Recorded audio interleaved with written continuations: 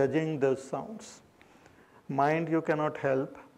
Therefore, if we are sitting in a naturally good environment, then the response of the mind will also be positive.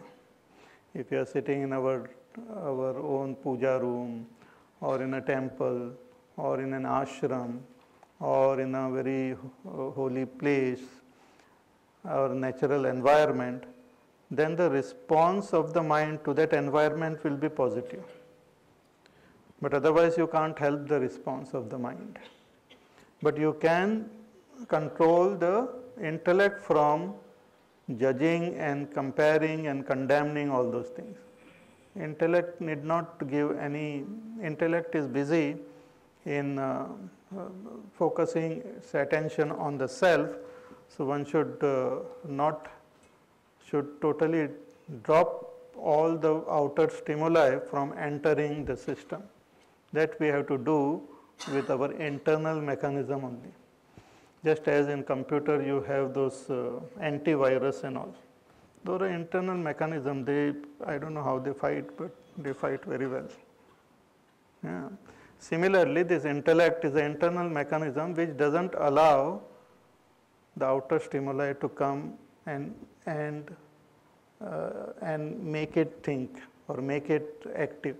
And this can be practiced, like even when we are not meditating, we can practice it by looking at things, but not judging, not comparing. Unconditional awareness, like you look, but don't have to give commentary on it. This we can try. It is, some people have the habit of giving commentary on anything, everything. But one should be able to, this is helpful for meditation. If you are a commentator, it's a different story and you can do your work. But during meditation, one should not give any commentary.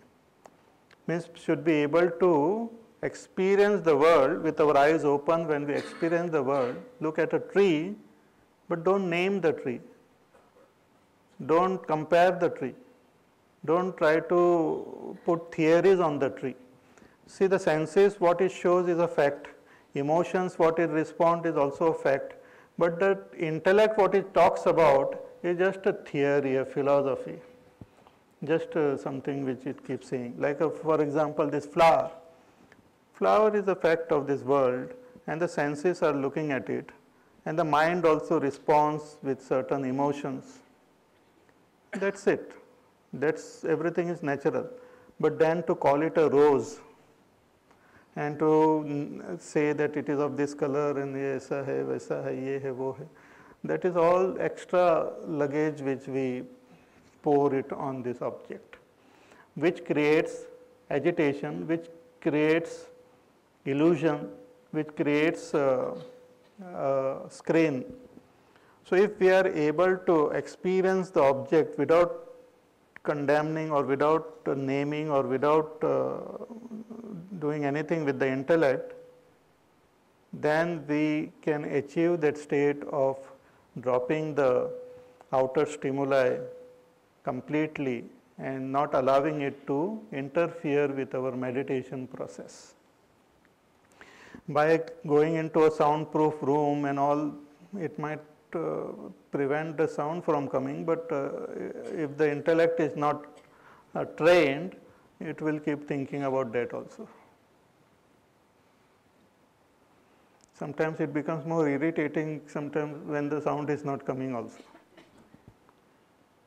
One fellow used to stay on a double story that apartment, and this person used to come every day drunk and late and used to go on the top floor, and then he will remove his shoes and bang it on the floor, which was wooden and all, and then go to sleep. So the person who was staying below was getting disturbed. So every day he used to hear that. Exactly at that time this fellow will come. Then he will remove that shoes and bang it on then remove the other one, dham karke, and gham gham karke, and so jata tha. So this fellow used to get up every day at 1 o'clock or something when he used to come. So he told him that please don't make such sound and all. I get disturbed. I have to wake up then, and till you go to sleep, then I fall asleep. So he said, yes, I will be careful. Next day again he came drunk, and he made some sound also. Then he removed one shoe and dham karke he, out of habit he did it. Then suddenly he realized, this fellow is there, he is getting disturbed. So the other shoe he removed very softly without making noise. And slowly he kept it, and slowly, now I went and slept on the bed. Now this fellow, when he got up, and then he was waiting for the other shoe to come. Okay, now the other shoe will fall, but it did not. There was total silence. He was waiting. Abhi girega, abhi girega. And it did not, and he was so disturbed, whole night he did not sleep. Next day he asked, kya baat hai, aapne dusra shoe nikala nahi? He says, nikala, silently.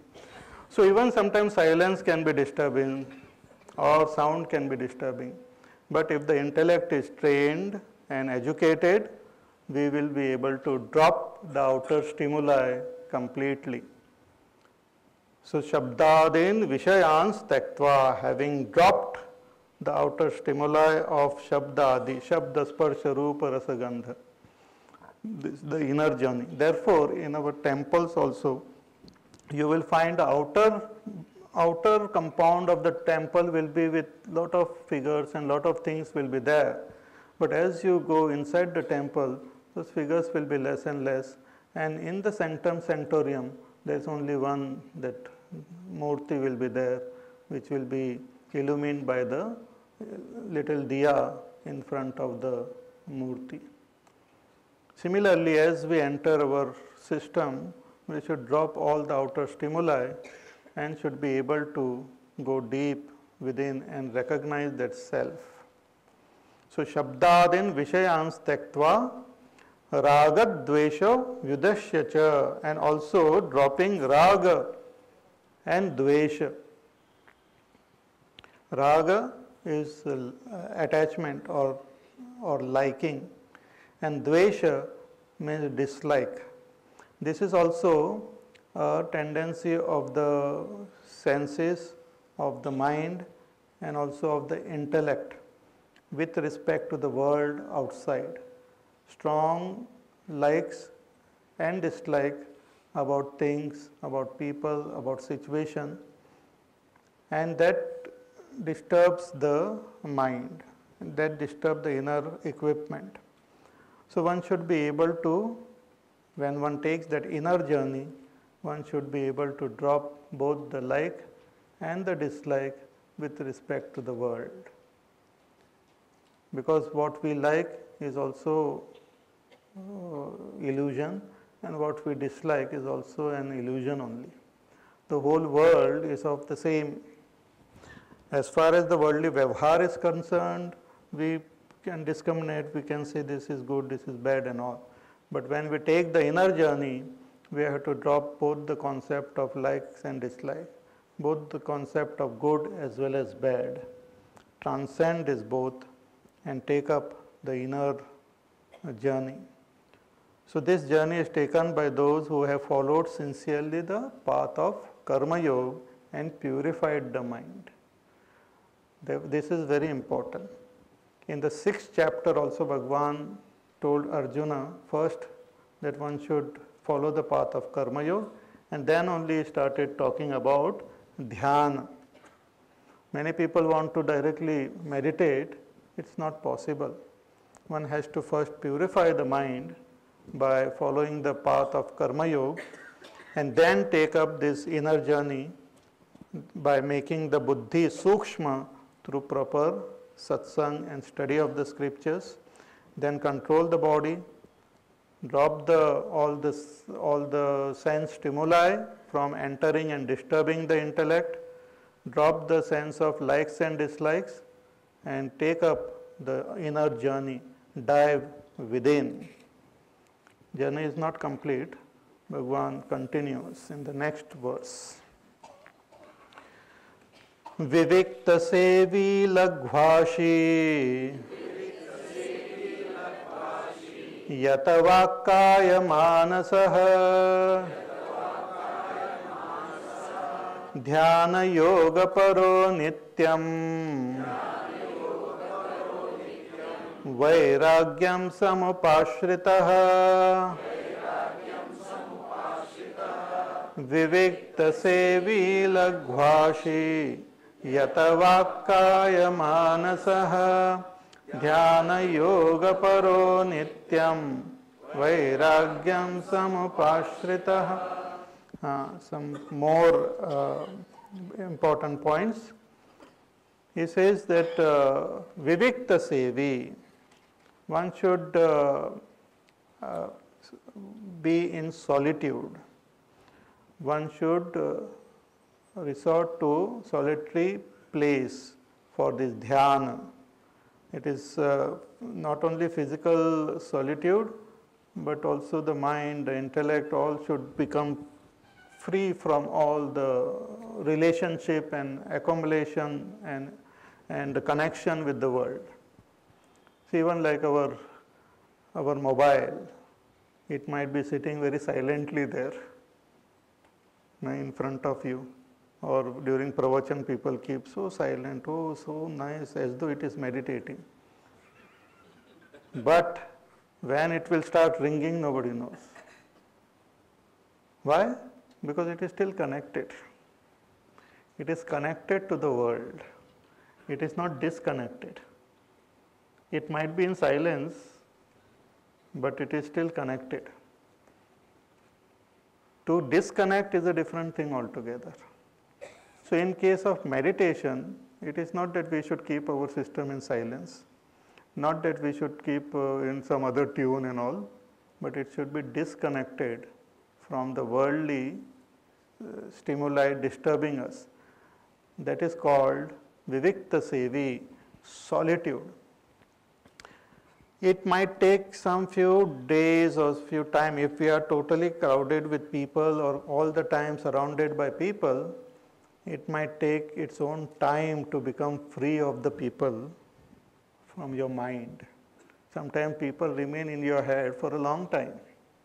If you check your head, you will find a lot of people are there moving around in your head. Therefore, our heads sometimes feel heavy because there are heavy people also. So, a lot of people are there. Our relatives, our friends, their dialogues, their stories, their habits, their all their lifestyle, everything is there in the head.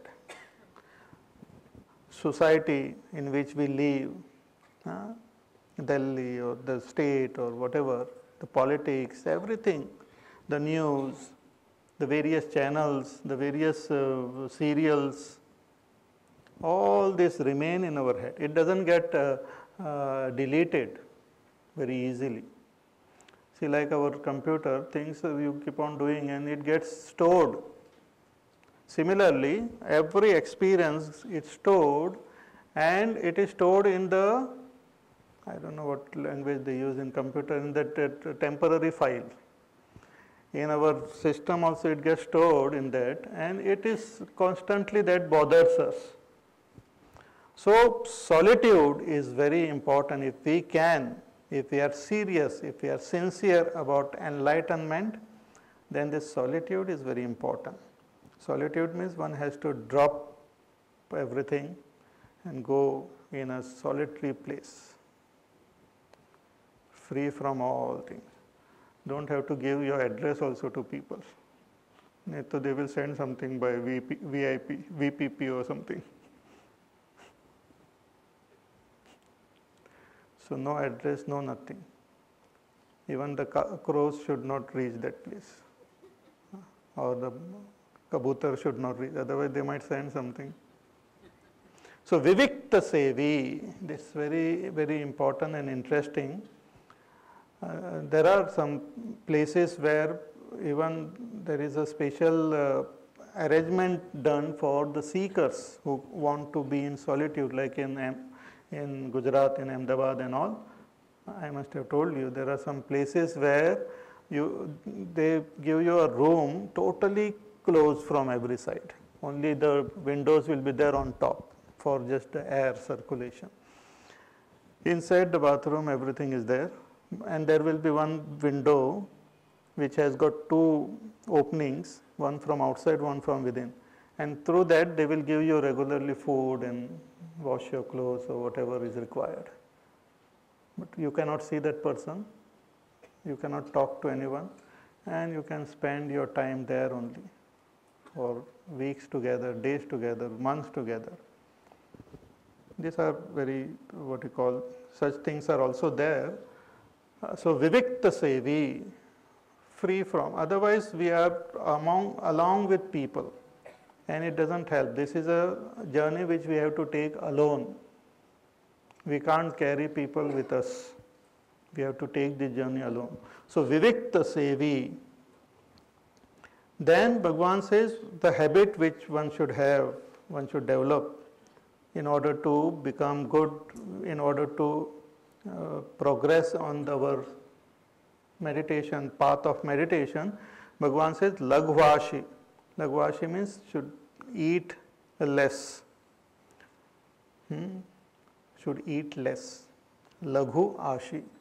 Ashi means khana. Should be, why? Because the more you eat, the more the whole energy of the body is required to digest it and all those things. And one feels more sleepy also. One feels more lethargic and lazy and all those things. So, and for a person who is following this path of meditation, all the physical activity and other activity are not there. So all those extra energy, food is not required for the body. So the minimum whatever is required one can eat, and then just spend time in meditation, in diving deep. Yata vak kaya manasaha, controlling vak, kaya and manasaha. Vak means the speech, kaya is the body, and manasaha is the mind. Controlling the speech. Controlling speech means making the mind, making the speech absolutely silent, only speaking if something is required, otherwise one should be silent. See, if you observe, you will find that your speaking continues even when you are so-called silent. Even now all of you are sitting here, in your mind, in your what you are speaking, good I can't hear. Continuous commentary and all must be going on. We speak. The speech should become absolutely silent. It is an instrument. One need not be all the time using the instrument. One can keep it down. That ability to keep our instrument down should be there. Should be there in our hand. I had read one actually once. I happened to read not the whole book, but in some bookshop, Meditation for Dummies. Interesting title and interesting book. And there was one cartoon. That the disciple was sitting there, and the teacher was guiding the disciple for meditation.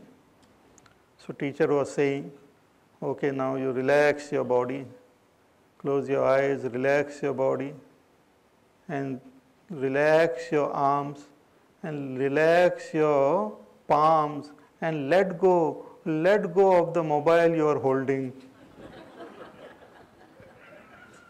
He was holding, that cartoon was shown, he was holding, clutching onto the mobile and meditating. So let go of it.